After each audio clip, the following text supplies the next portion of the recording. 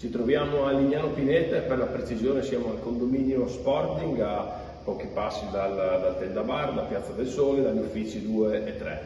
Adesso vi presentiamo questo appartamento bilocale già affittato a rendita con le locazioni turistiche. Prego.